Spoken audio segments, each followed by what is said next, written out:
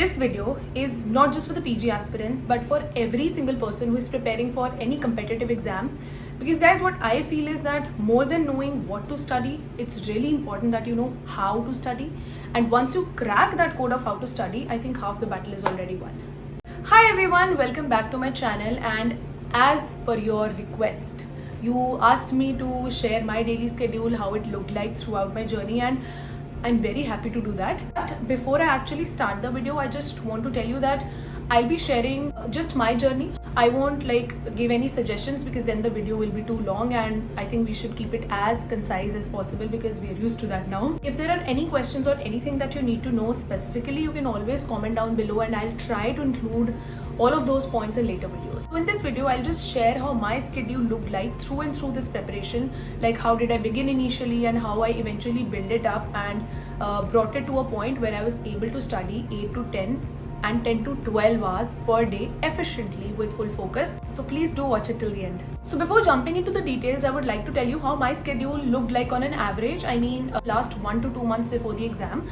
So I used to wake up at 4 a.m. and I mean, the bliss that 4 a.m. has, the peace that 4 a.m. has is unmatchable, guys. I mean, I was never a morning person, honestly. I just became a morning person in lockdown. But then once I became a morning person, there was no turning back. I mean, that's one thing that I'm so proud of that I did. So I used to wake up at 4, I used to make my coffee, just have a walk on the terrace, and by 4:30, I used to be on the table studying. So my goal used to be to study for 4 hours before breakfast. I used to have my breakfast at 9. So from 4:30 to 6:30, I used to have one block of 2 hours, and then with a 15-minute coffee break, I used to have another 2-hour block later on after that before breakfast. So what did I do in these 4 hours? Since the initial hours of the morning are really the ones where you can focus the most, something that requires much of your attention, I used to pick up those things in these initial 4 hours. And before breakfast, when I used to study for 4 hours, that really did give me a push that, you know, I am already ahead of so many people as of now. See guys, at the end of the day, you just have to trick your mind into believing that you're the best. Like, there's no one that is working like you. There is no one that is doing as much as you are doing. So you just have to trick your mind into thinking that, so that you're on the table, you're studying and you're doing it efficiently. That is the entire goal. I mean, initially it wasn't like this for me. It took me a lot of experimenting with my schedule, with myself, to eventually come up to a point where I started enjoying the process, you know. That's how I eventually build it up. So as I was saying, then during my breakfast, I used to have this 1-hour break where I used to watch anything on YouTube, like some podcast, or I used to listen to news, like what's going around. I mean, guys, you should always keep yourself updated, right, about your surroundings. Just know what's going around you, just to break that monotony of the study that we're into. Just used to watch something different, anything like that, you know, which just makes you feel good, positive and happy. So watch that.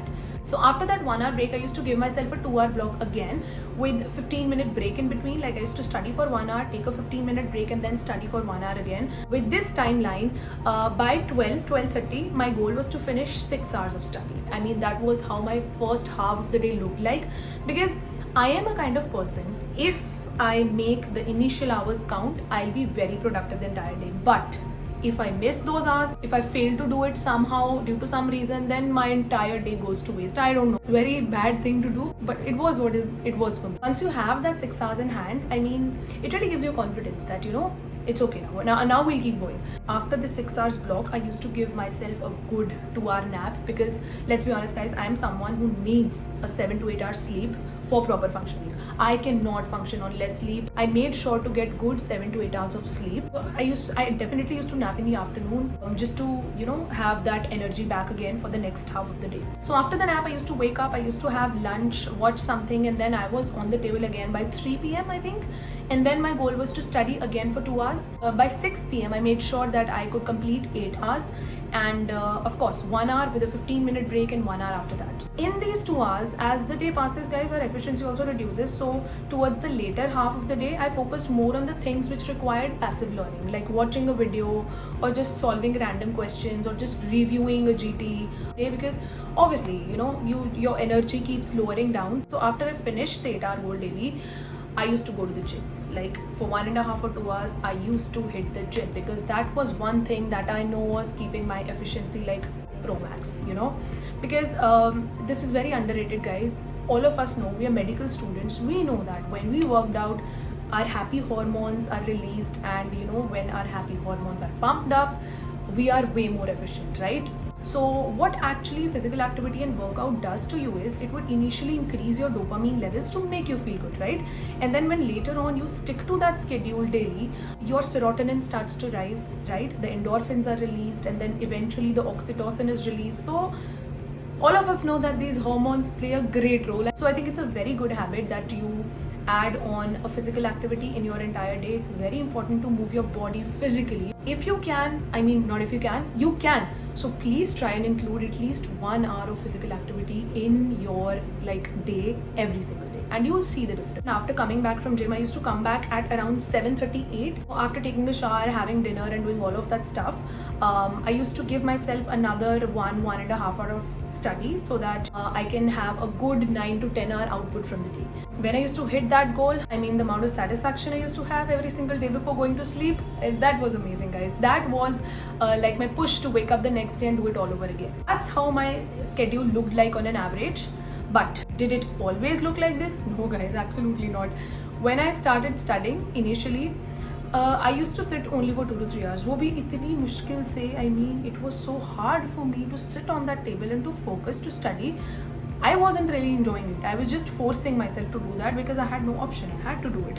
But it took quite some time to realize that how to function and how to get all of those things together and how to enjoy the process. So firstly, before doing all of this, I want you to do one thing. I want you to time yourself from the moment you wake up to the moment you sleep. I mean, how much time are you actually putting into study? Because let's be honest, guys, when I started initially, I really thought that I'm studying for 6 to 7 hours, and I think that is enough. But the moment I timed myself, to my surprise, I mean, I was just studying 4 to 5 hours. And efficient study on the table with the books, that was just 4 to 5 hours. And back of the mind, I was thinking that we're studying 7 to 8 hours and it's enough to begin with.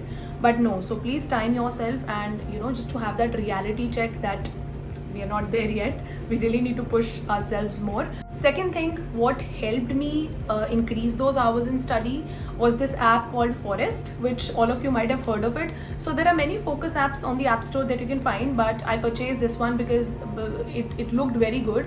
So let's say that you're going to sit for study. You set a timer for 1 hour, and then you turn off your phones, turn off everything, and just sit there on the table and study. And once you finish that 1 hour, it gives you this really good cute little tree which grows up, and it's well done, good work. So it's nothing, it's just little dopamine hit. You feel good that you have focused 1 hour. I think that's how it functions. Ultimately, guys, the game is to trick your mind into believing that you're great, you're doing the best, and to just keep doing what you're doing. I can share my Forest details with you. Initially, I was studying only for 5 to 6 hours, and then eventually I built up and I came on to 8 to 9 hours. And slowly, that became an addiction. And how did it become was because I had my friends on the Forest app. I had 4 or 5 friends. How it benefits you is when you have 4 or 5 friends, you know that you're together studying, there's this little competition that is going on, that who's going to study more. And we are humans. We work on the heroic principle. We always want to be heroes in our groups. The days that you don't feel like study, you'll just look through the progress of the others and you'll be like, yaar, wo bhi to padhi rahe na, pad lete hain. So that is how Forest works. If I talk about myself, towards the end, I was so addicted to finishing 9 to 10 hours of study that even while eating, I used to passively watch lectures or any exams and discussions so that I could just hit that target of 10 hours. And the amount of happiness it gives you is crazy, guys. You need to come up with these little random unnecessary things to just keep things interesting. Another very important thing that I would like to emphasize upon is rewarding yourself. Guys, please do reward yourself. No matter how little your win is, please reward yourself in any way. Human mind works on rewards, guys. Come on, we'll be so greedy that for us to do anything, we really need a reward for that, then we'll do it. I mean, I don't know about you all, but that's how I function. If I have to do something, you tell me that this is my reward, I will do it. You really need to appreciate yourself more because nobody else will.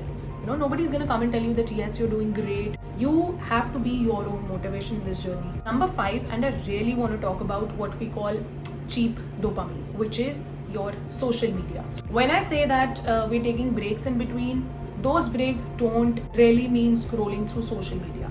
Because let's be honest, guys, when we scroll Instagram, you may initially feel very happy. But when those 15 minutes will turn into 1 hour, you will also not know. And then you will go into that guilt trip, and then whatever you've studied till now, no matter how many hours you've studied, all of that goes into waste. Because once you are into that guilt trip, know that, oh my god, I wasted so much time, it's gone, guys. And I'm not saying that just cut off social media completely. Give yourself an hour. Like, let's say you finish 5 to 6 hours of study, give whole 1 hour to your Instagram. Sit there, scroll like crazy. Put a timer on for 1 hour and scroll whatever you want to do. But to earn that 1 hour, first finish your study hours. And then, that will feel much more better and it won't turn into that guilt trip. Number 6, and very important, as I mentioned before, please have some amount of physical activity every single day. We are humans. We cannot function like crazy. We cannot just keep studying every single day. You need to have breaks, proper breaks every day, every week, at the end of every month. By every day, I mean going to a gym, going for a walk, meeting your friends, moving your body physically. Every week, few 3 to 4 hours of watch a movie, order a pizza every Sunday, just to like reward yourself for the great week that you had. At the end of every month or maybe month and a half, just take 1 or 2 days off and go to your friend's place, visit your relatives, do whatever you feel like. But these breaks are necessary, guys. Resetting yourself is very important, guys. The schedule that I talked about, I was able to do this because I was a post intern. I had entire 24 hours to myself. I was not working, so I could do whatever I wanted to. I could plan in whichever way I wanted to. But if you are an intern, I know it's very difficult. We have postings and things really get busy. But for that, I do have a solution. There's a very dear junior of mine who scored a great rank while in internship. So I'll be interviewing him shortly and I'll be sharing the details of that interview with all of you. I mean, we'll upload that video on the YouTube channel itself. So that way it will be more helpful. It will be more better that you hear from someone who has been there. I'll probably try to upload that video next week, so please stay tuned. So that's it. I think that is how my daily schedule looked like on an average. Really hope that you could take something back from this video because I want you to be happy. I want you to enjoy this process. I want you to know that, it's not just about ratifying everything and then eventually giving this exam and passing it.